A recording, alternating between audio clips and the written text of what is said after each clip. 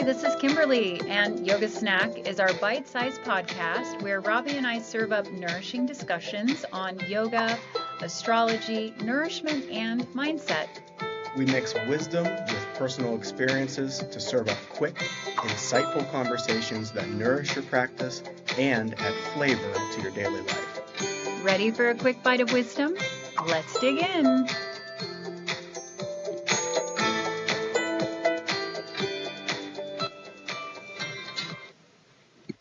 So then we move on.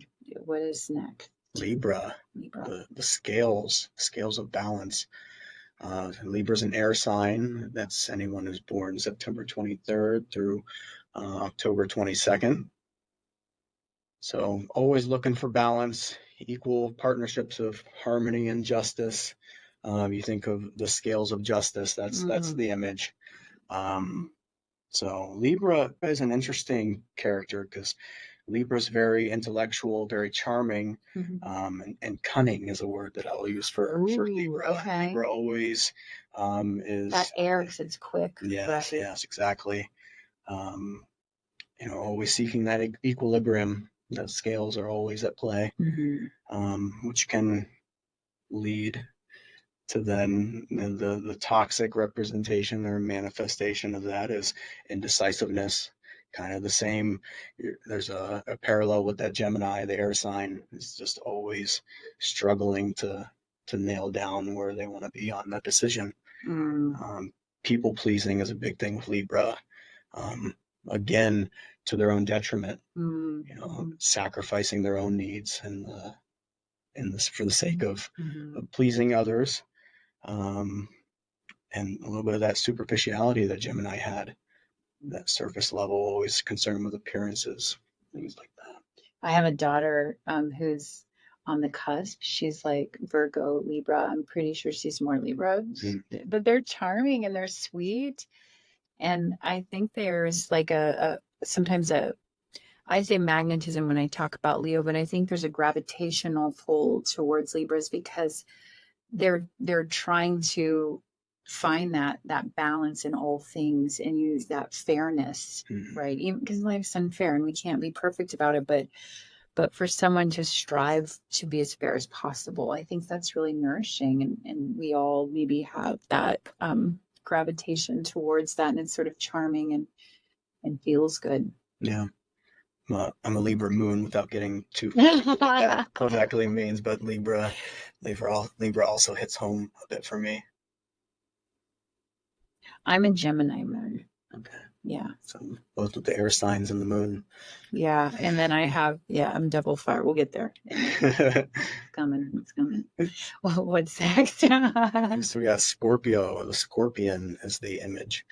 October 23rd to November 21st.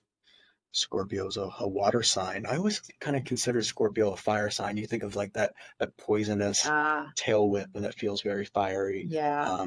But no, it's a water sign. Interesting. Scorpio is a bit intense. What I have here is that the Scorpio is the master of its own destiny. But whenever determination, passion, and curiosity are the greatest motivators. So there's got to be an extra level of depth there. And I think that's the water sign playing in. And they're mysterious, right? Yes, very. They're like, how do I approach this energy? There is an intensity and a depth that's beautiful and helpful. And also, it's hidden sometimes, and they're not willing to share that with everyone. Exactly. It's been my experience. I have a daughter, another cusp child who's Scorpio and Sag. She's on the cusp. So a really quick story in my household when all four of my children were home and I was still in partnership. We had, of the 6 of us, we took up 8 of the 12 Zodiac signs. Oh, wow. Because 2 of my children were cusps and none of us overlapped. We had 8 freaking. That's a lot of energy. That's a lot of energy in my household, and that was something like just to acknowledge, like there's a lot going on here, and it was abundant. We'll say that it was abundant. Yeah, I can imagine. Yeah. Wow. Yeah. What else about Scorpios? They are emotional, but it's like those hidden emotions, right? Right. It's very secretive, Mm. keeping things hidden, being overly private. Um, and sometimes there's the underlying, like, there's jealousy with a Scorpio, especially in relationships. Mm. They're very possessive. And sometimes there can be some resentment that creeps in with a Scorpio, and I guess that's where the lashing tail comes in. Yeah, the When stinging. that boils over, Yeah, it's like, they will hold grudges. They find it hard to forgive, and I think it's just that, like, I heard an analogy or representation of Scorpio. Basically, a Scorpio will be hurt emotionally, um, and it kind of they hold on to it, and that's that poisonous aspect. They hold on to that, and what that does, it just sort of like transforms them over time. And they go through these different evolutions, but it's ultimately that initial hurt, that disappointment. that ultimately it's like the medicine too, though, somehow like it increases that potential for transformation. Right. And that's, yeah, it's like, is it poison or is it medicine? And a lot of times it's like both, in the right dose. Everything can be medicine, everything can be poison. Right. I think too, Scorpios are very much themselves. Yeah. There's no mistaking it. And I think that's admirable a lot of times, whether they're, just who they are, like there's not a whole lot of misunderstanding. It's like, this is what's being offered. And I think that's helpful a lot of times in life. Like, it's not like we're masquerading around as somebody we're not. Right. Yeah. So I think that too. But I think there's an intensity and a mysteriousness to them. And so sometimes it's like trying to figure that out. And that's what we're all doing. Just exactly getting by. Just trying to piece it all together. Right. All right. What's next? So November 22nd to December 21st, we have Sagittarius. Sagittarius is the centaur archer, which is, what a badass picture. No kidding. It's almost as cool as the lion. Almost. Almost there. But did you know that I'm also Sagittarius? There's that double fire. I am Sagittarius rising. So they would have a cool. Yes. Very, very cool. That's the image that I feel like if I could pick. You could have picked. Yeah, that one's pretty cool looking. I know. It's like the was it like a horse lower half and an archer upper body. So the torso and it's pretty cool. Yeah. So as such, the Sag is considered to be great intellectuals. They're always looking for greater knowledge and understanding, sometimes to exaggerated lengths. They're the search for, right? Yeah, absolutely. Because Sagittarius is a fire, you probably know this, there's some bluntness that can come along with, and some people might just consider that a toxic trait, especially if you lose a little bit of that tactfulness and then the bluntness. There can be a little bit of restlessness with a Sagittarius. That fire they're constantly seeking those new adventures, new experiences.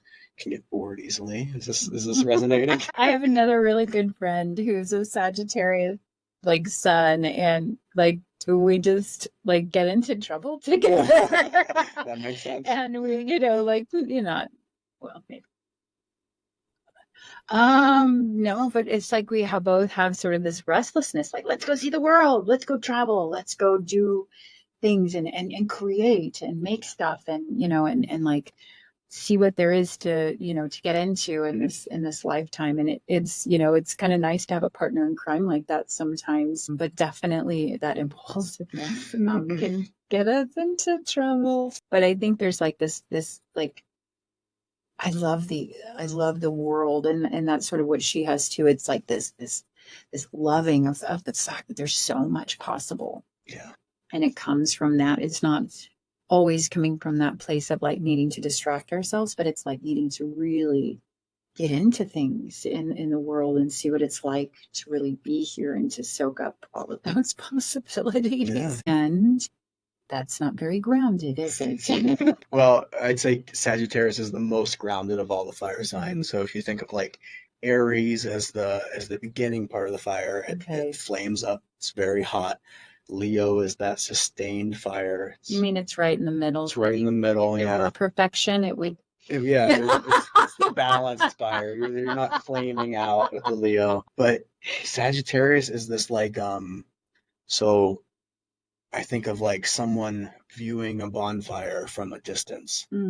So you can feel the fire, you can feel it from a distance, but you're not all the way up on it. So you're getting that bigger picture. More with the So they've got sort of a philosophical angle to them as well, right? Absolutely. I feel that too. Mm-hmm. Right. And then what? Capricorn. Cappies. Capricorn is that goat. It's December 22nd, January 19th. Capricorn's an earth sign. So you think of the mountain goat. They're always climbing, trying to reach those new heights. Always looking for that pinnacle. They're strong, but they have that pragmatism. They're always have that little bit of practicality about them. The way they're going to see things and be realistic about it. Ambitious. Right, too. Exactly. Very ambitious. Capricorn is always working towards their goals, and more often than not will reach them.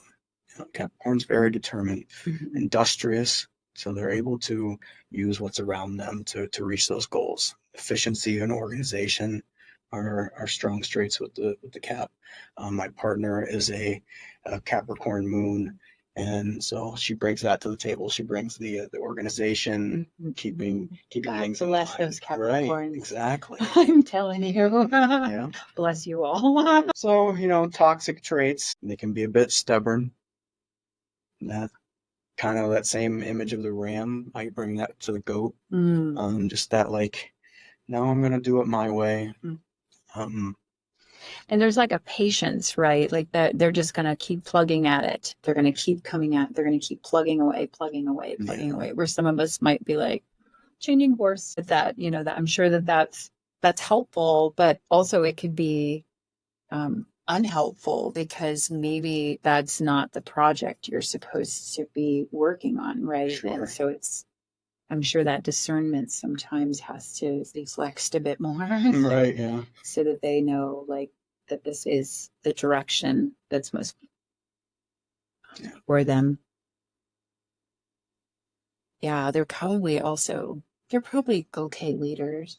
Yeah, absolutely. Compared to, some of the more natural born leaders. Leo showing up. I'm just trying to drive it home so nobody misunderstands. That's all. Right, yeah. We're just trying to really We're loving. Leos are loving too. We didn't say that. Enough about me.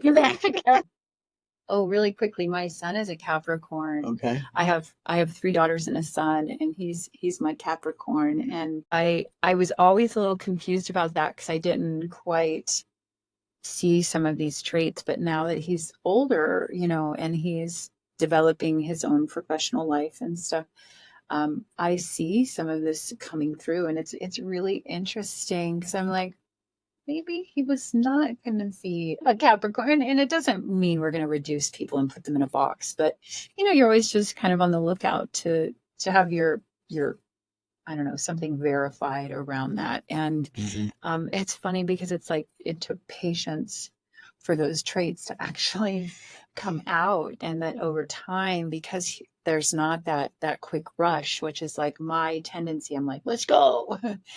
that slow, steady, assured pace that he's been on has really actually already in his young life is really stabilized him and set him up for, what I think is success at 23. I'm really impressed with where he's at, so yeah, I just wanted to throw that in there too.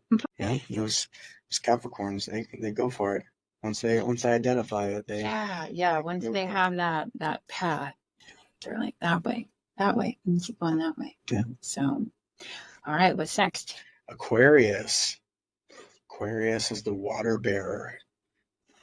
Yeah. So, which is kind of, Aquarius is an air sign. I know. I So always both thought water, Aquarius yeah. was water because aqua, right? Right, I felt like, but they're the water bearer. Yeah. So January 20th to February 18th. Okay. Aquarius, I'm sure we've all heard the age of Aquarius reference, right? So yeah, it's just that like Aquarius is always trying to make the world a better place, and that's where that kind of comes from. We're hoping that this Aquarian age can usher in a more peaceful and progressive and more humanitarian age. There's intellect and vision, more of the air sign. It's the mind. They're always determined to make the world a better place. Yeah, there's like a friendliness and a lightheartedness to them. Yeah. That that shows, genuinely that they want to help others. Like it's not just for gain, but there's that just a different a driving factor behind it. It's not like to get more money, or it's not to get more friends. There's just that need to make the world a better place. So, but that also then, so what would be sort of some drawbacks to that? So some toxic traits, in air quotes, I say toxic. So like aloofness, being emotionally detached, difficult to connect with on a personal level. And I was thinking about this earlier, and I feel like we're seeing some of these shadow sides of Aquarius in the Aquarian age already. Say more. So like,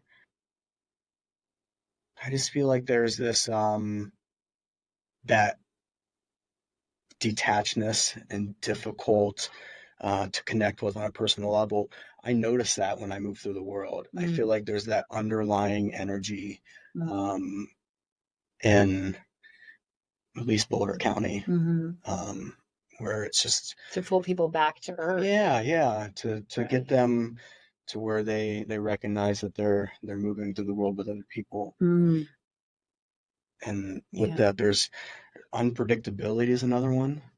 So exhibiting erratic behavior, where did that come from? being hard to understand. And if we think about the world at large right now, I just feel like we're seeing that. We're seeing that erratic behavior in basically all things. And as we start to shift into this larger energy of Aquarius, I feel like, we're starting to pick up on that. I'm starting to notice that shadow side of Aquarius.